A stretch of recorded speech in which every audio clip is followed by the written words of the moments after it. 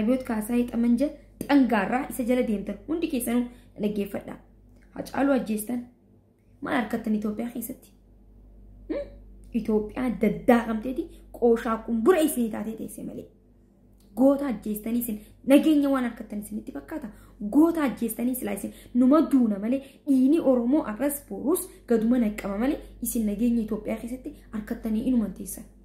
Inuma hin teessan. Waluma gaggalaafata taati malee wal gaggalaafata taati malee yoomillee taatu isin nuti isin jala bullee isiniif gabroomne akka isin nu gootanii taaneen jiraannu yoomillee Itoophiyaa keessatti. Ka'e nuti shanyii gootaati. Shanyii Hacaaluu Hundeessaati. Hacee gaafa xiqii nurraa ajjeestan. Hacaaluun bari biyyeen inni itti awwaalame bara feestaala baastee bara feestaala kabajaa dabdaniifi jechuudha. Akka isin warri oppiidiyoon nu goote amaarri kun nu goone akka oppiidiyoon warrummaan afaan Oromoo haasa'u kun nu godhe jarri afaan walitti beenuu nu goone hattuu hudduu jala isin garafna amma isin irraa dhumattee jirta amma caccabxanii jirtan hundi keessan. Hacee siidaan isaa Finfinnee handhuura Oromoo irratti ni dhaabna kun nu keessa jira hunda keenya keessa jechuudha. Handhuura Oromoo irratti Finfinnee handhuura Oromoo kan inni irratti wareegame jechuudha. Kan reefka isaa achitti awwaaluu diddaaf reefkuma lafa bismillah lafa hanqasan itti awwaaluu diddaaf harkistanii qeerroo harkaa baastanii qabdanii deemtan. Siidaa isaa ni dhaabna. Siidaa isaati miti. Maal isin jenne mee maal jee isiniin? Hacaaluu Hundeessaa Finfinnee guutuu Hacaaluu Hundeessaa goona. Hacaaluu Hundeessaa goona. Finfinnuma sanuu Hacaaluu Hundeessuma goona. Finfinnuma jaamtana Hacaaluu Hundeessaa goona gana. Yoo magartan isin. Yoo magartan oppiidiyoo ganaa teessanii akka dhala ficcaantanii teessanii boochan ganaa hattuu hunda jechuudha. Akka isin uummata Oromoo gootan namni takka illee hin goone. Eenyu isin maratata? Ammallee nu haa maratanii jettanii ganda keessa fiidan.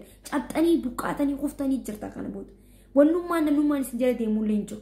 Namnummaan isin dhaga'ullee hin jiru yoo doofaa taate malee. Okay? Warroonni artistoonni Oromootis na dhaggeeffadha. Dhugaa walitti himna. Artistoonni Oromoodha tokkichi keessan Hacaaluu Hundeessaaf namni dubbatu jiru hin jiru.